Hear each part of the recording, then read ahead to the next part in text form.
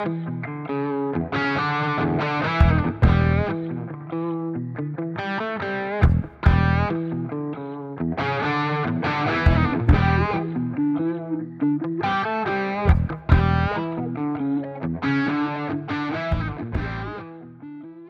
comedy film 30 Minutes or Less is an undercooked film. The reason I say that is because while Prometheus does seem interesting, it just doesn't do a whole lot with it.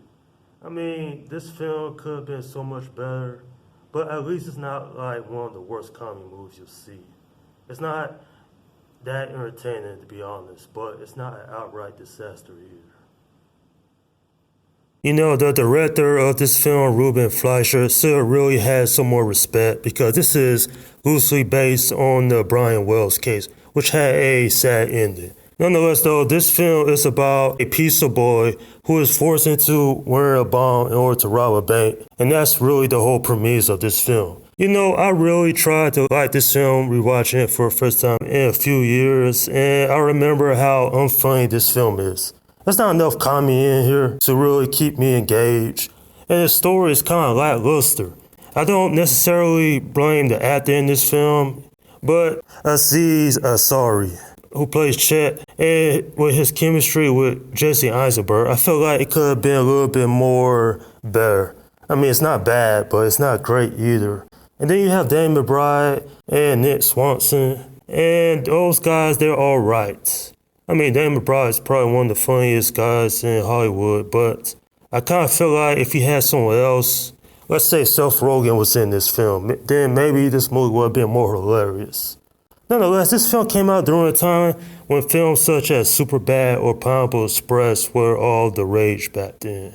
And basically, as a comedy film, it doesn't work all that well for me. There are a lot of things going on in this film. There's Chet and Nick trying to work out their banter. There's Nick, who has a crush on Kate, who is the sister of Chet.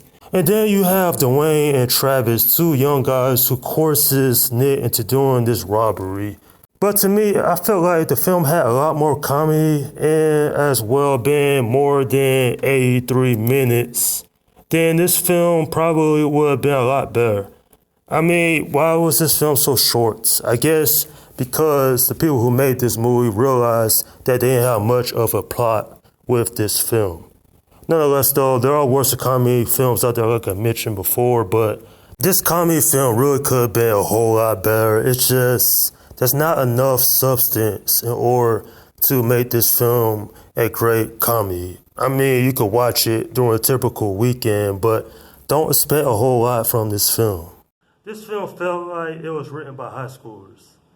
I mean, to make the film less than an hour and a half really hurts its potential to be better. And not just that, why make this film based on real events which end tragically for one man? If one thing I will say is that it's not completely a bore fest. This film has some entertaining moments here and there, but it's nowhere near funny as other films such as Superbad, Pineapple Express, or even the American Pie movies. Like, there is an underlying issue with this film is that both Michael Pena and Fred Ward are in this movie, but their characters that they play are underused. It's all about Jesse Eisenberg and Aziz Ansari. Like, it's basically those two characters in the film that those two actors play. Then you have Danny McBride and Nick Swanson. Is this film underrated? Well, to me, it feels like there's a lot of things that keeps it from being great. I wouldn't even consider this movie decent. If you've never seen this film, and if you're a fan at least of Jason Eisenberg or Danny McBride or any of the other actors in this movie, you can check it out. But don't expect a great movie whatsoever. And this film, it's very, what's the word I'm looking for? It's a movie that could have turned out so better, but it just ends up being on the bad list of films that have happened before. Not one of the worst comedy films I've ever seen, but it's nowhere near awesome either. I'm giving this film a 6 out of 10. You know what's interesting? This movie originally had an alternate ending. Spoiler warning, But in the alternate ending, Dwayne has survived his explosion, right? So he goes home, tells his dad that he's going to open up a spa, a tan salon or whatever.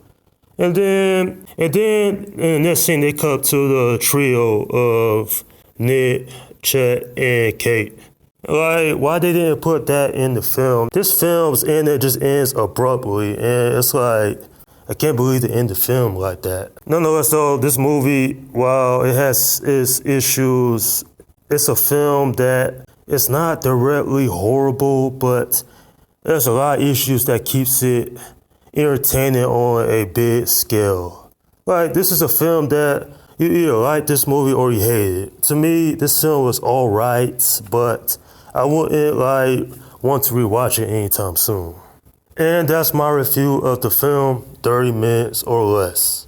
Okay, leave your comments down below in the section and let me know what you think about this film. Alright, this is Slim Guy 172 saying, peace out.